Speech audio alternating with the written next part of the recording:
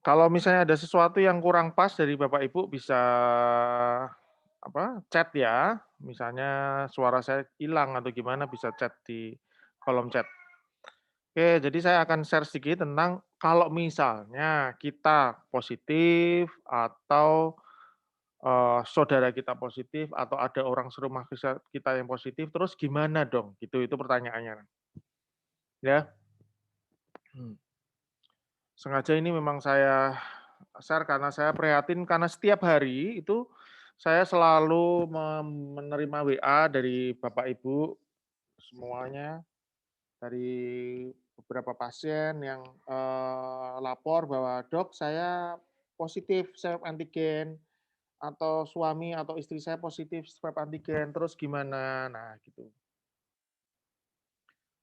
Oke, jadi intinya bahwa memang kita itu lagi diuji sama Gusti Allah ya, bahwa ini ada varian Delta namanya, di mana transmisi atau penularannya itu lebih cepat daripada yang varian yang sebelumnya. Dia hampir 3 kali lipat, sampai 4 kali lipat lebih mudah menular dibandingkan varian sebelumnya, ya. Jadi bahkan ini di Jakarta udah memanggil tenaga kesehatan untuk ikut kerja di Jakarta, karena memang pasien di Jakarta banyak. Dan ini, ada di salah satu IG Pandemic Talks ini cukup baik. Positive rate di luar Jakarta itu 90% menurut dia ya. Artinya 9 dari 10 orang di luar Jakarta itu kemungkinan telah terinfeksi.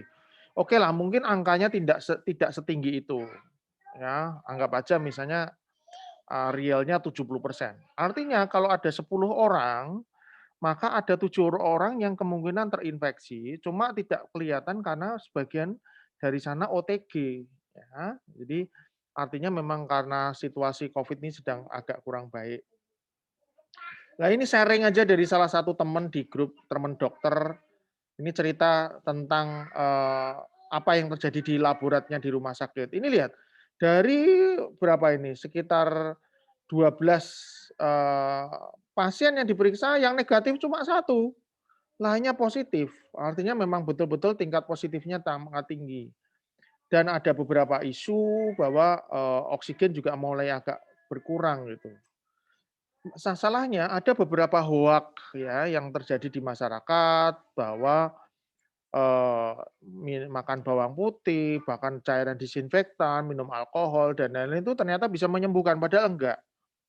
Itu juga membuat kita prihatin. Nah, saya terus terang kemarin mendapatkan share dari salah seorang pasien, ini, ya, "Dok, kalau ada yang kena Covid bla bla bla bla bla, diobati sendiri, ini. Bagaimana, Dok?" Nah, WA ini sebenarnya sih bagus dalam arti, relatif hampir benar gitu ya, bukan benar sih, maksudnya relatif tidak hoak ini ya. Jadi tapi cuma saya khawatir juga kalau misalnya ini semua dipakai oleh, pasien-pasien semuanya. Jadi ya ini saya memberikan edukasi aja yang berdasarkan medis ya. Kebetulan kok ya ini sudah tersebar di masyarakat, tapi ini bukan saya yang bikin ya. Ini beliau kebetulan anak cucu terpapar dan beliau sekarang meriang panas dingin, selain dada kirinya agak nyeri, ya ini juga memprihatinkan buat saya. Jadi, nanti akan saya sekalian deh saya kompliti deh, ini kan ada share WA, daripada Bapak Ibu cuma percaya ini ya mendingan saya ajarin sekalian gitu ya. Dan sebenarnya ini ada di protokol tata laksana Covid nih ya. Ingat ya Bapak Ibu, semua yang tertulis dan dibahas ini tidak menggantikan konsultasi dengan dokter, nggih.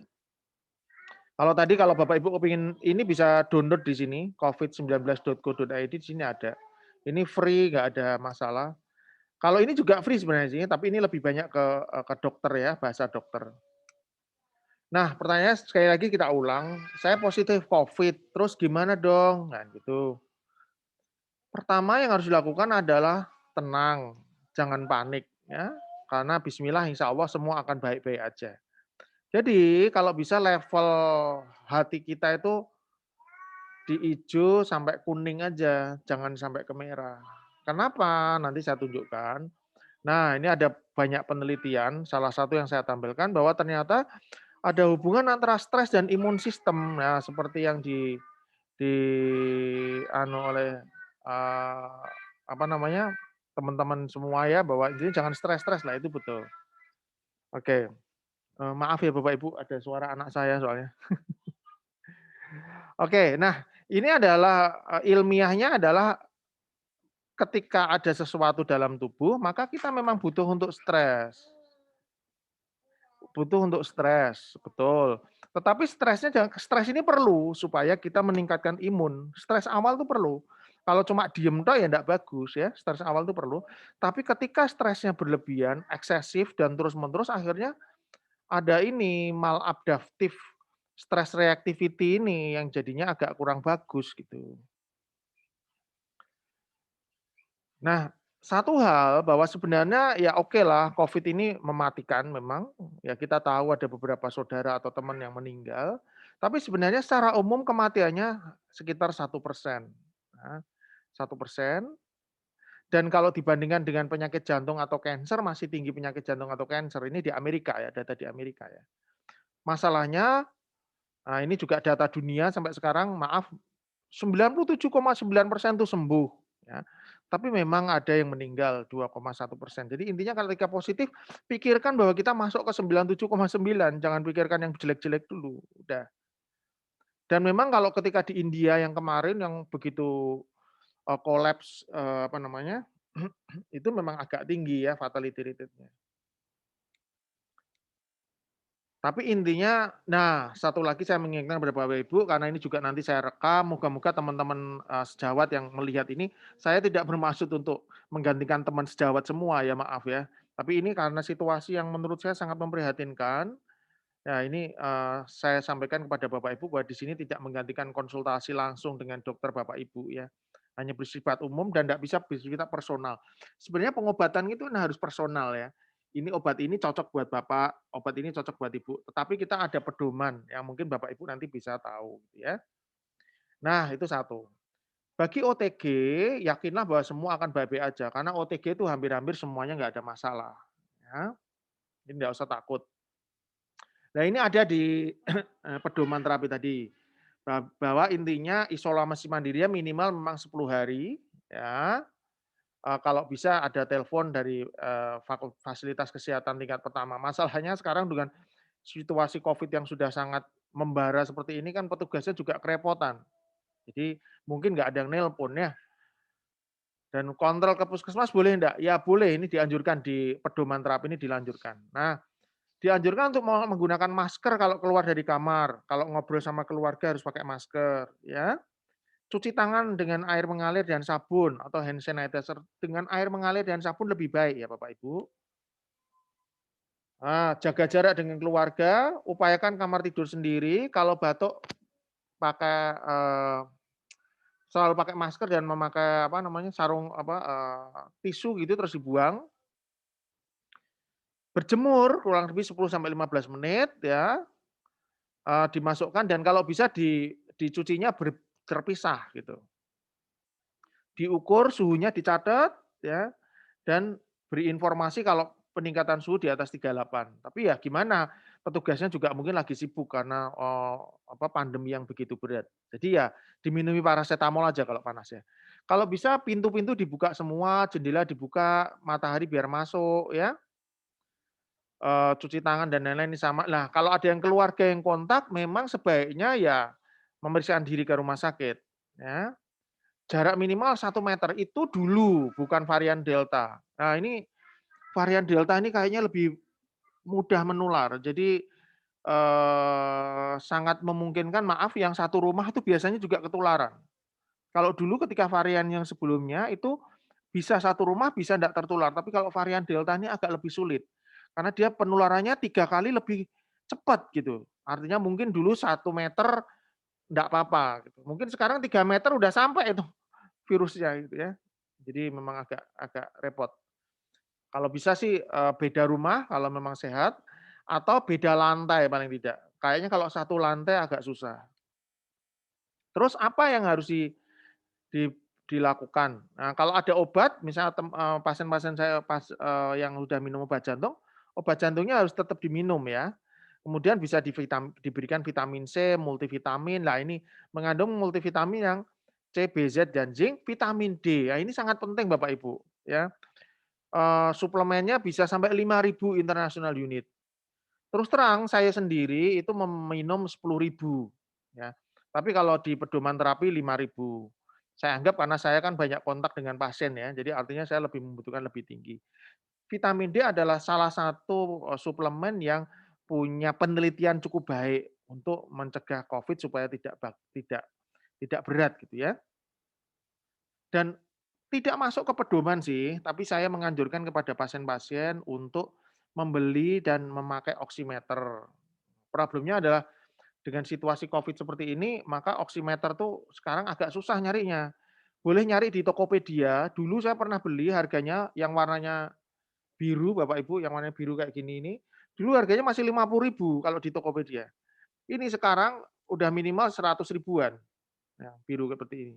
Kalau yang digambar ini lebih mahal. Tapi intinya diusahakan dapatlah ya, oximeter. Kenapa? Karena ini sangat penting untuk mengevaluasi, saturasi oksigen Bapak Ibu semua. Nah, pakai masker, ini saya simpulkan aja, pakai masker, minum vitamin yang mengandung zinc, vitamin C, dan lain-lain. Ya ini saya enggak promosi obat atau apa, cuma biar simpel, biasanya sih saya hafalnya obatnya ada Zegavit atau Zegase jenis itu. Kemudian boleh ditambah vitamin C-nya dengan kalsium diredoxon, ada ya? Kalsium diredoxon atau mungkin, ini, redoxon aja juga boleh ya. Tambahin vitamin D 5.000 banyak di, apotek, misalnya contoh yang saya tahu Proof D3 5.000, vitamin E juga ada Natur E, ada macam-macam, monggo setelah Bapak Ibu. Mereknya nggak mengikat itu ya. Istirahat, makan sehat, minum cukup minimal 2 liter per hari. Minum yang banyak, karena tuh air itu kita butuhkan, kecuali yang pasien jantung ya, dengan beban jantung yang kurang baik, yang gampang sesak ya itu minumnya cukup nggak boleh terlalu banyak ya. Olahraga, sambil berjemur, jalan-jalan, latihan fisioterapi mandiri, nanti ada di belakang. Nah, kalau memungkinkan ya, ini saturasi harus dicek 6 jam, setiap 6 jam, ya. Pastikan 95% terutama pas, Bapak Ibu posisi tiduran atau istirahat, ya. Ini kayak saya alhamdulillah 97, ya. Nah, ada beberapa ahli yang menganjurkan untuk antiseptik untuk hidung dan mulut 3 kali sehari, ada merek macam-macam lah, ya. Kalau yang terkenal misalnya Betadine itu ada ya. Sekali lagi nggak ada sponsorship sama sekali. Tapi sekali lagi ini saya sampaikan di sini tidak menggantikan konsultasi langsung dengan dokter, ya. So, bagaimana dengan derajat ringan? Bismillah semuanya akan baik-baik aja. Kenapa kok sejak tadi saya memakai ini? Karena supaya Bapak Ibu tetap ada di level ini. Hijau, paling jelek kuning lah kalau pas demam gitu ya. Tapi baiknya hijau aja udah nggak apa-apa, nggak usah terlalu kita lakoni aja. Hidup kan sudah ada yang ngatur ya. Eh, Tuhan ya, Gusti Allah itu sudah ada yang ngatur. Kita mau sakit hari ini apa besok, itu sudah ada yang ngatur semua. Jadi nggak usah terlalu kita pikirkanlah apa yang terjadi besok itu. Yang penting kita berusaha hari ini bermanfaat, banyak berdoa, banyak berzikir, ya ibadah, menolong orang lain itu aja udah. Ya. Oke, nah derajat ringan tuh kayak apa sih? Ya, misalnya ada demam, ada batuk, ya, dan lain-lain. Nanti nanti ada tulisannya.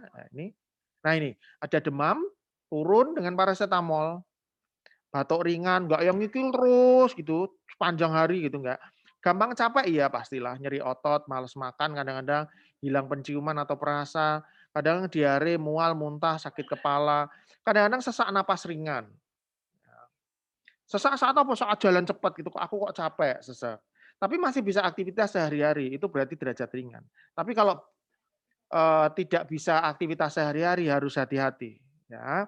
Cek saturasi oksigen Bapak Ibu semua, ini sangat penting. Nah tadi kalau yang, ada gejala tapi derajat ringan ya, ya vitamin C sama tadi yang sudah saya sampaikan ya, heeh. Sekali lagi ini tidak menggantikan konsultasi dengan dokter ya. Nah kalau di tadi pedoman terapi dari, pemerintah itu ada vitamin D suplemen, ada pemberian azitromisin ini antibiotik tapi harus pakai resep ya, tetap harus diusahakan pakai resep. Ya walaupun saya tahu sih ada apotek yang mengeluarkan obat ini tanpa resep, tapi seharusnya sebaiknya pakai resep karena Obat ini ada efek samping ya azitromisin ya. Apa? Kadang-kadang ada efek ke lambung, perih misalnya. Ya.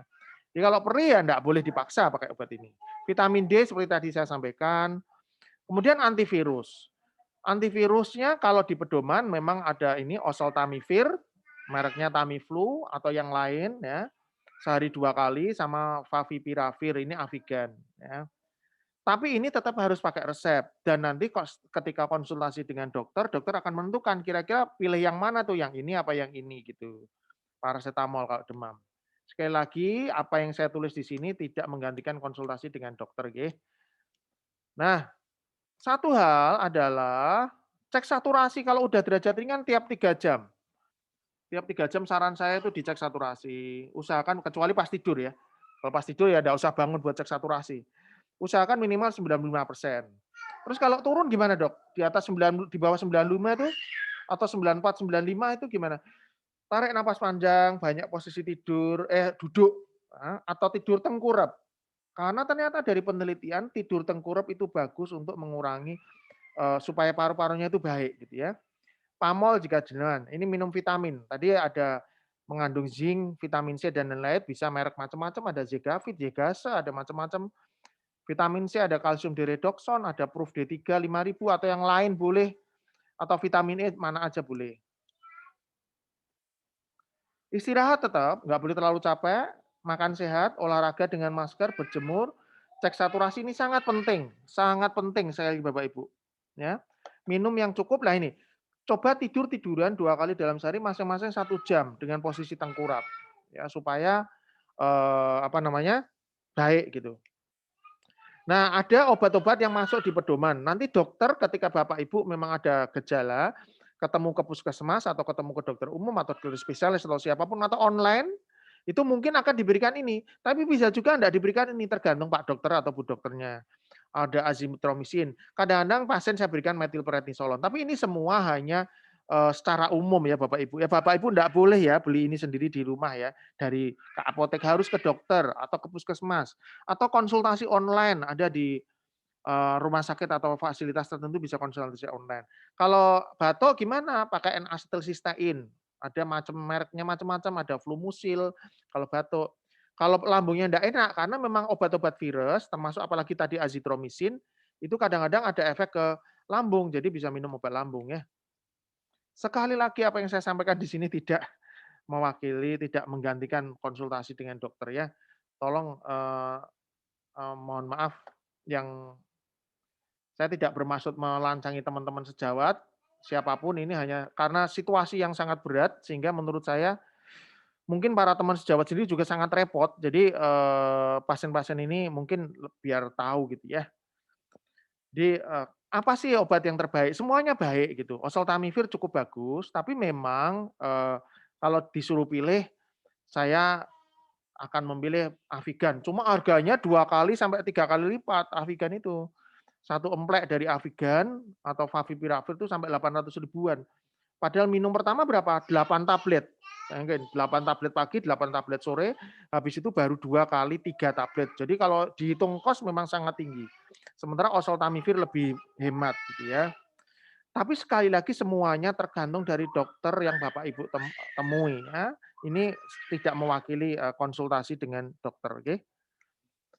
Nah, saya usulkan kalau memang memungkinkan, ini tidak wajib di guideline atau di pedoman terapi juga nggak ada, bisa cek darah lengkap, ureum kreatinin ginjal, ada liver karena obat-obat virus juga ada efek ke liver. Kemudian cek dedimer.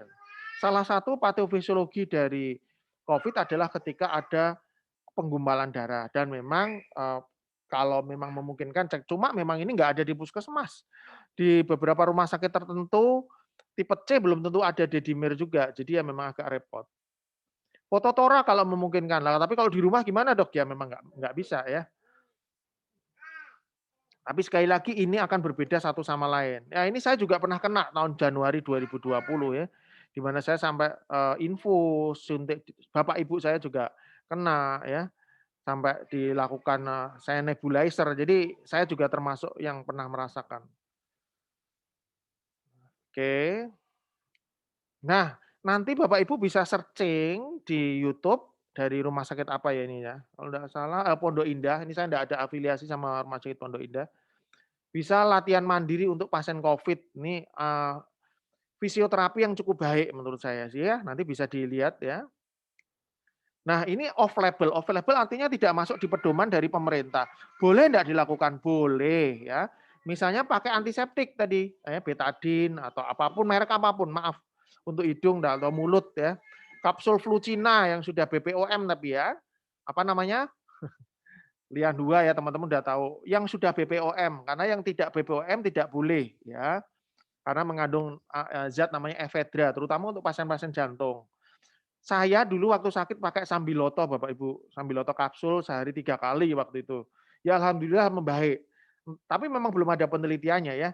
Madu, habatus sauda, probiotik. Nah, satu hal kalau udah kena itu harus mematikan semua sumber berita negatif dari gadget, TV apapun dah enggak usah. Mending enggak usah melihat hal-hal yang kira-kira mengkhawatirkan. Udah tutup aja semua. Kita banyak kalau yang muslim mengaji, sholat tasbih itu penting menurut saya sih.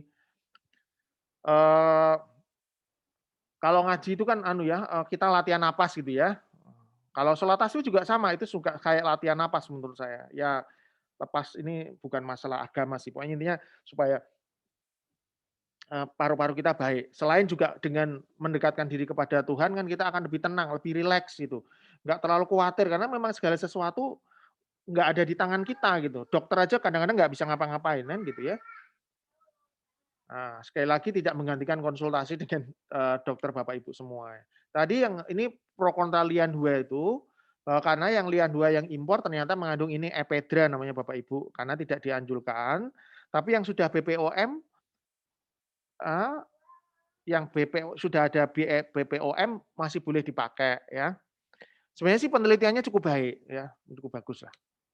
Mhm. Bagaimana dengan ivermectin? Nah ini memang ivermectin lagi rame. Ada beberapa penelitian kecil yang bermanfaat, tapi secara umum memang pedoman dari, eee, perhimpunan dokter belum ada dan FDA Amerika belum menganjurkan. Tapi memang sudah masuk ke, salah satu menteri BUMN kita menyatakan bahwa kita siap tuh, obat-obat yang tadi sudah disebutkan oseltamivir, favipiravir, kalau remdesivir yang infus ya, termasuk ivermectin sudah disiapkan oleh pemerintah. Cuma semua obat ini sebenarnya harus dengan resep serta pengawasan dokter ya, gitu. Nah, satu hal yang harus diwaspadai adalah jangan sampai Bapak Ibu masuk ke derajat sedang tanpa tahu, itu yang penting. Apa sih ciri-ciri kalau masuk derajat sedang? Kalau demamnya terus-menerus ya, turun sedikit nggak pernah normal, naik lagi terus, apalagi sampai 40 derajat terus. Lah itu berarti agak serius, batuknya terus-menerus, ada sesak, sesak dengan nah, rate-nya kurang lebih di atas 20 sampai 30 kali per menit itu sudah mulai agak cepat. Karena rata-rata normal itu di bawah 20, maksimal 20 lah gitu ya. Tapi tidak sampai 30, karena kalau sudah di atas 30, berarti cepat banget itu mengarah ke derajat berat. Nah, saya bilang tadi saturasi yang bagus itu 95 minimal. Kalau Ibu sudah tarik napas panjang, rileks, tarik napas panjang, rileks, dalam kok tetap di bawah 95, mungkin sudah masuk derajat sedang. Ya, tapi tidak boleh di bawah 93. Kalau sudah masuk 92 itu sudah mulai sedang ke berat. Jadi range-nya 95 ke atas itu mungkin masih ringan, 93 sampai 95 berarti 93, 94 itu mungkin sedang, kalau di bawah 93 mengarah ke berat. Kalau di bawah 90 udah berat, Bu. Ya, jadi intinya saturasi oksigen sekali lagi sangat penting. Nah, kalau derajat sedang sebaiknya dirawat di rumah sakit. Masalahnya ini memang Covid sedang tinggi-tingginya sehingga, Bapak Ibu akan susah mencari iya sayang, iya, heeh, akan mencari bed di rumah sakit itu akan susah gitu, mencari bed di rumah sakit akan susah. Jadi gimana kalau saturasi saya mulai 93 Dok, 92. Oke, Bapak kalau misal memungkinkan beli oksigen, tabung oksigen atau pinjam oksigen, sebaiknya ketika saturasi di bawah 93 harus pakai oksigen, gitu. Sambil mencari bed di rumah sakit kalau memungkinkan. Problemnya memang agak repot itu kalau, nyari sekarang ini beberapa pasien juga kesulitan.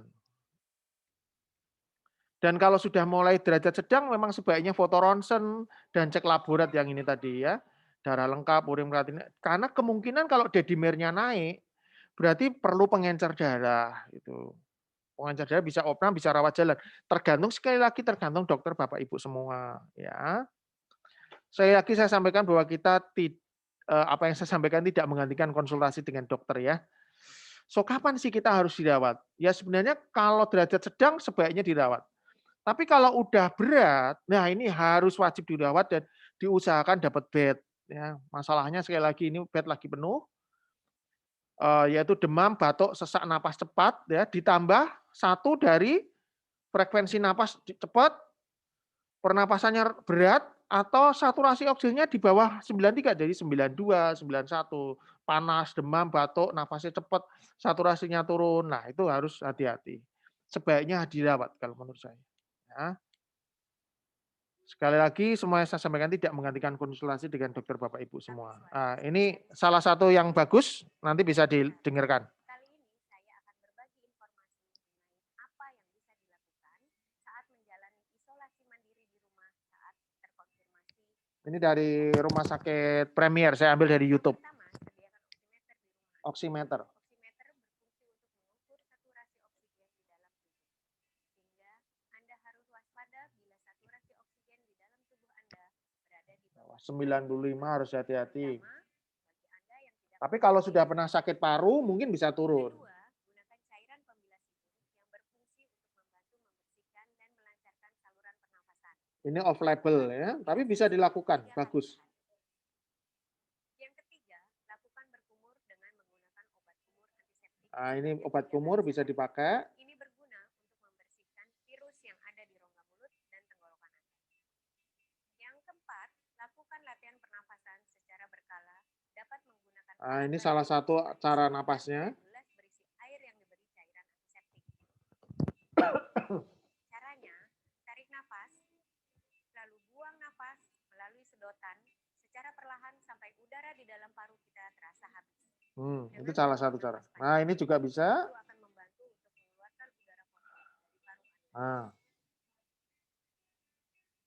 Kelima, kondisikan tidur Anda dalam posisi tengkurap, sangat penting, sesering mungkin. Menggunakan bantal yang menopang bagian dada dan wajah Anda. Mengapa hal itu penting? Karena dalam keadaan tengkurap, pertukaran oksigen dalam paru menjadi lebih lancar. Yang terakhir, tetap konsumsi obat dan vitamin seperti vitamin C, vitamin B3, dan zinc sesuai anjuran dokter ya. Kondisi Anda semakin konsultasi dengan dokter. Atau melalui layanan telekonsultasi.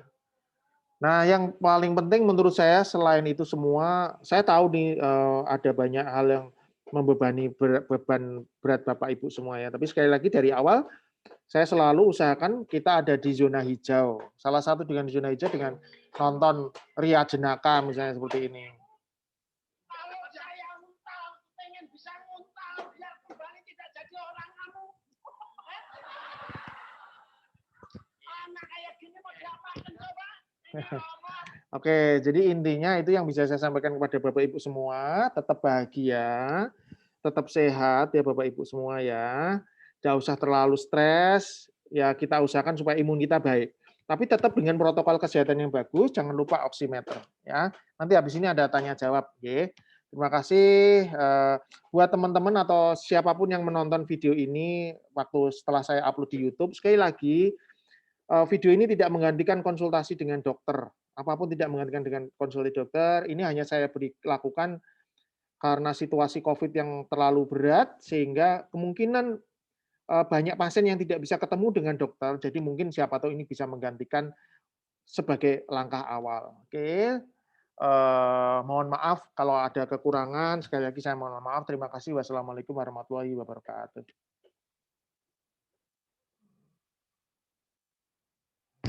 Oke. Halo?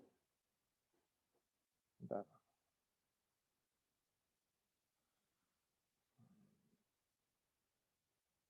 Halo, Assalamualaikum warahmatullahi wabarakatuh. Saya kalau ada yang mau bertanya bisa membuka apa namanya, membuka membuka speaker di handphone Bapak Ibu. Halo, monggo. Saya mau tanya, Dok. Perkenalan dulu, Bu.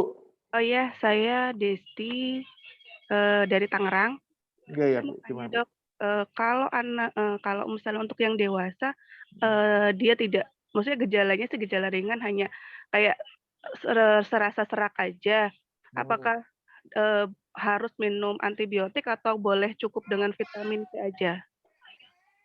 Keluhannya ada sampai demam enggak?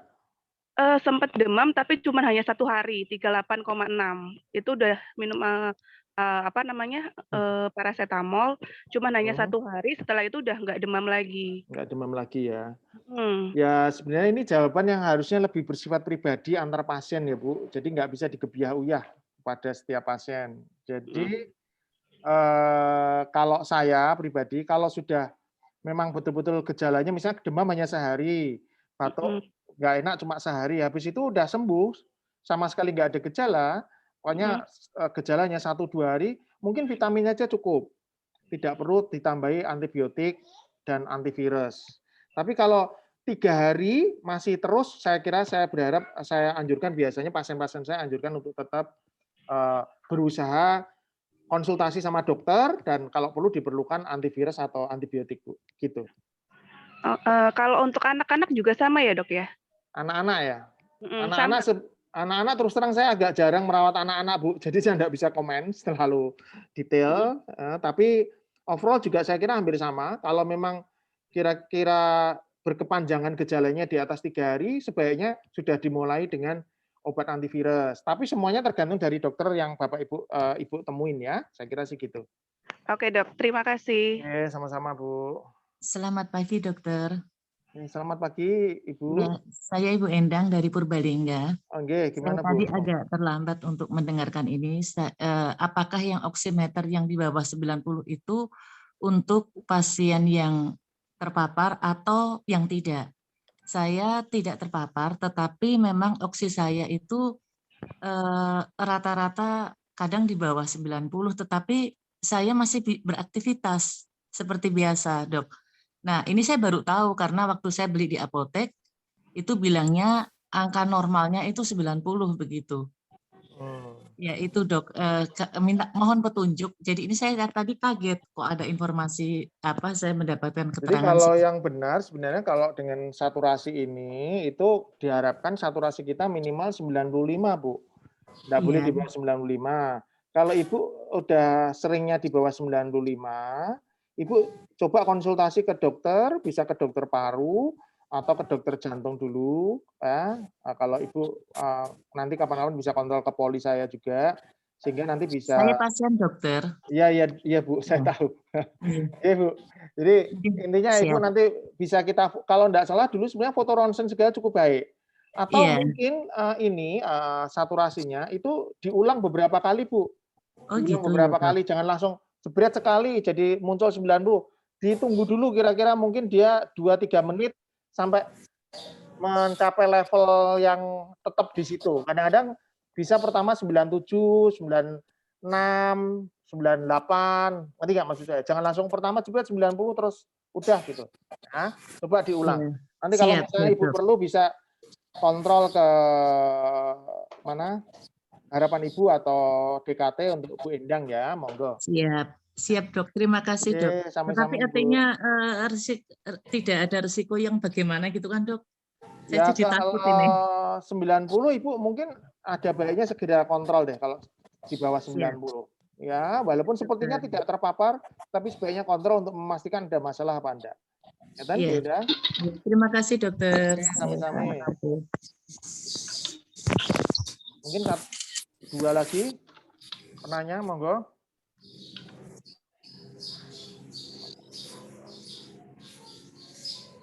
Ada Bu Sudaryani, sehat-sehat ya, Bu? Ada Bu Amganli, nggih, Bu. Sehat ya, Bu? Nggih. Pokoknya obat tetap diunjuk, dahar yang baik ya. Ya, dokter. Nggih nggih, Bu, nggih. Mau Ada tanya lagi? dokter. Oh iya Iya. Bu, monggo Bu Eli. Ini anak saya tuh hari Abu dulu panas 2 hari. Kemudian terus sudah turun. Suhunya itu antara 36, 34 begitu. Nah, saya kan khawatir kalau COVID, dokter. Kemudian kemarin langsung saya bawa ternyata betul COVID. Nah, sekarang ini kondisinya anak saya kalau semalam memang agak kedinginan. Memang cuacanya dingin. Kemudian dia ingusan, dokter. Sehingga tidak bisa mencium. Nah, kemudian ada yang ngasih tahu saya diminta untuk minum asetil Cysteine. ya, ini dosisnya berapa, dokter? Jadi sekali lagi sebenarnya ini harusnya konsultasi langsung dengan dokter ya Bu, karena masing-masing bisa berbeda ya. Antara pasien satu, pasien kedua itu bisa berbeda. Cuma intinya kalau asetilsistein itu yang pengencer dahak itu bisa sehari 3 kali. Oh, Bisa sehari 3 kali, bisa. Kalau memang sampai kondisinya kurang baik, lebih baik konsultasi ke dokter Bu, dokter keluarga, bisa online atau via WA atau bagaimana sehingga bisa bisa lebih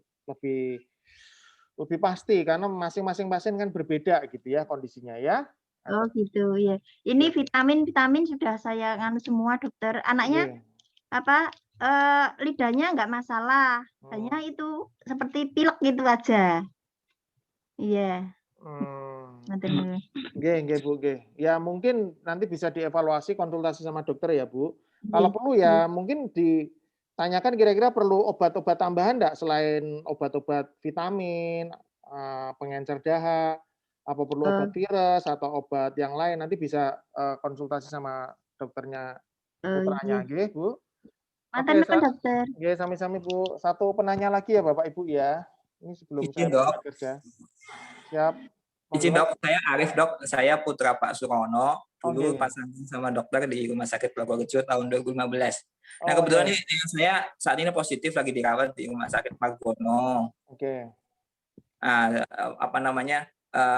Apa resiko tanda kutip ketika saya baca-baca kan soal DIMER dok, bahwa ketika pasien jantung ada pengentalan darah, baik itu pas COVID atau pasca, bagaimana penanganannya. Jadi evaluasi apa yang harus dilakukan, terutama ketika pasca COVID ya, bismillah sih semoga segera terlewati ini COVID-nya. Kalau gejalanya sih kalau dilihat sih kemungkinan masih ringan karena aktivitas seperti biasa tadi, jalan naik tangga masih bisa, kemudian situasinya masih bagus. Itu dok, terima kasih dok. Oke, memang saya kira masalah dedimer ini banyak sudah di-share ke umum ya. Jadi saya teman-teman Bapak Ibu semua sudah tahu. Intinya memang ada proses pengentalan darah pada pasien dengan COVID. Itu ditandai dengan laborat yang namanya dedimer.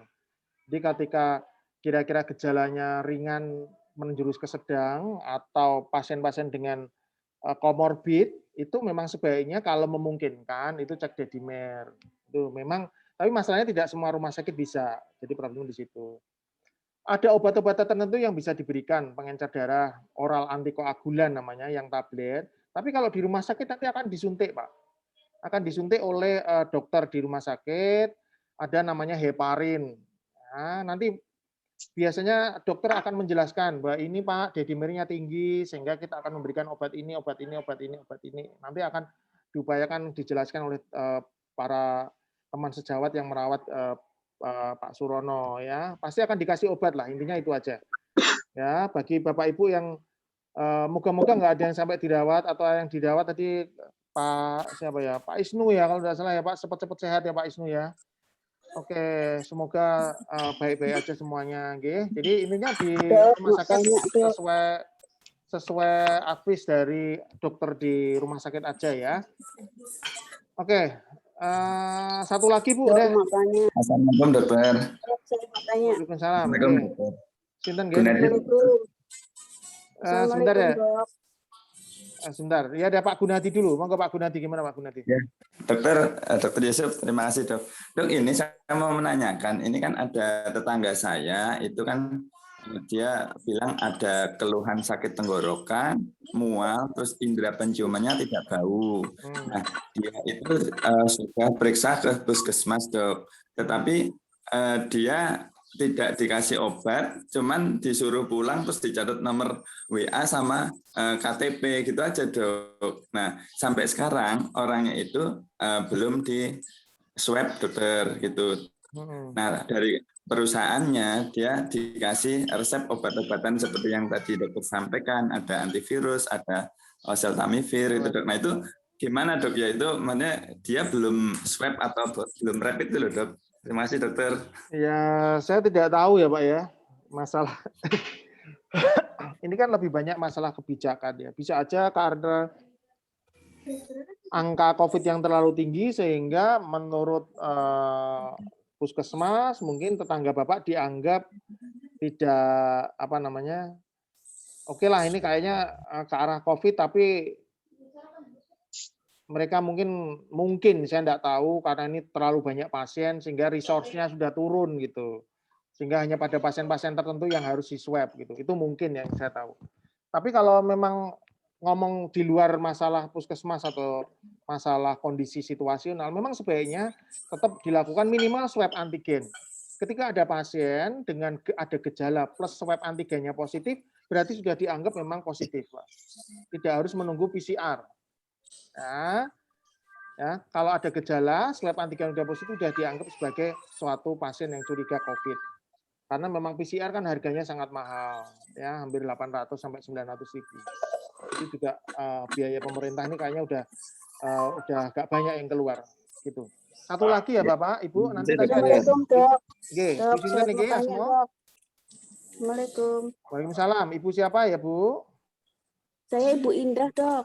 Oke, Bu Indah terakhir ya, penanya terakhir, G. Pripun, Bu? Iya. Dok, ini saya kan punya komorbid. Saya komorbid hipertiroid, Dok. Nah, saya pengen vaksin, Dok. Tapi udah 2 tahun, 3 tahun ini saya normal. Cek darah normal.